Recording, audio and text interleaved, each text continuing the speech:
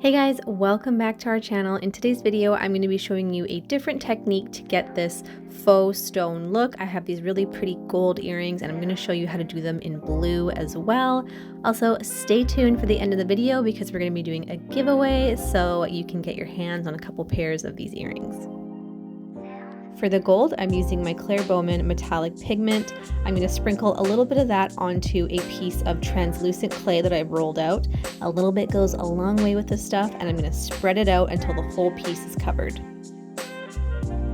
I shook off any excess and then flipped her over, and on the other side I'm going to spread out a thin layer of acrylic white paint, and I'm going to let that dry completely.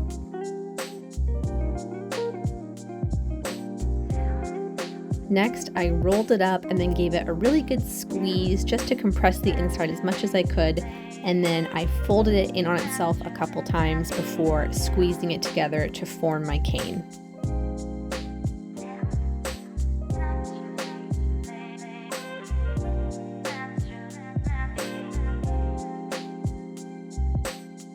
For the blue, I used some metallic acrylic paint on one side and then sprinkled over some really fine blue glitter over top of that. And then once that dried, I flipped it over and did the white acrylic paint on the other side.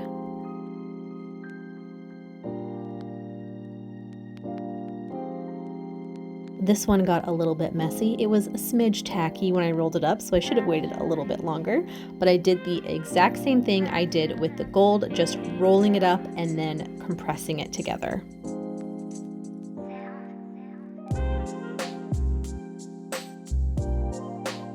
Now that my canes are formed, I'm going to take my long blade and cut them into nice even pieces.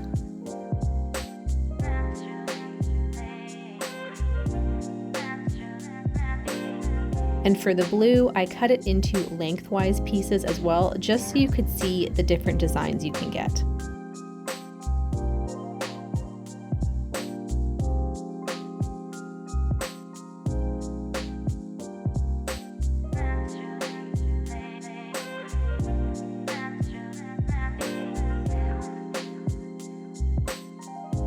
For both of my slabs, I'm rolling out a piece of translucent clay very thin, and then I'm just going to lay my pieces down and give them a quick roll together just to help them when I put them through my pasta machine.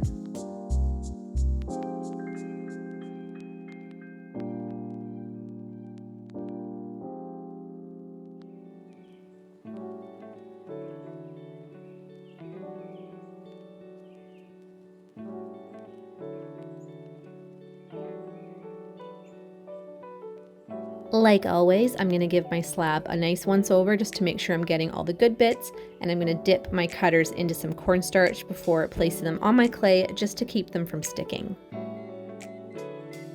I baked these at 275 Fahrenheit for 30 minutes, and here they are. I'm going to give them a nice little once over with my buffing head on my Dremel just to clean up any rough edges. I'm using resin for these, and I'm just adding a little blob onto each piece and spreading it out with my silicone tool.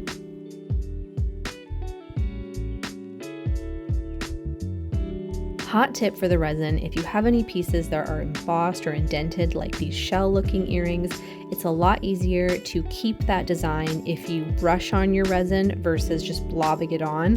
A nice thin layer and you're going to keep those details, versus if you use a thicker layer of resin, you just can't really see it. I quickly ran my lighter over these just to pop any little bubbles, and then put these under my curing lamp to set for about 30 minutes. So here's the blue without resin and then with. They're both totally fine in my opinion, just depends on what your preference is. The resin will bring out any like glitter or mica powder you've used, and because it's translucent clay, it does give it a little more depth, but still, they're both very nice.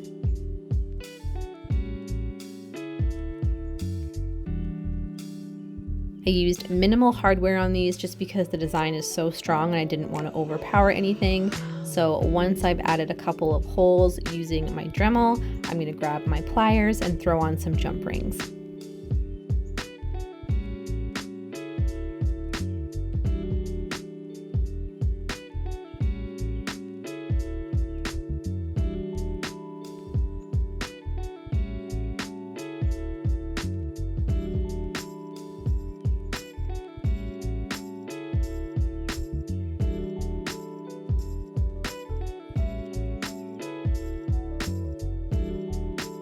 use E6000 to glue on my backings, but I always like to go over it with a little bit of resin and cure them just for the extra security. And here they are all finished. If you would like to win a couple pairs of these earrings, just be subscribed to our channel, like this video, and throw a comment down below. We're gonna pick a winner at random and we will announce that in our next video. Thank you so much for watching, guys, and we'll see you in the next one.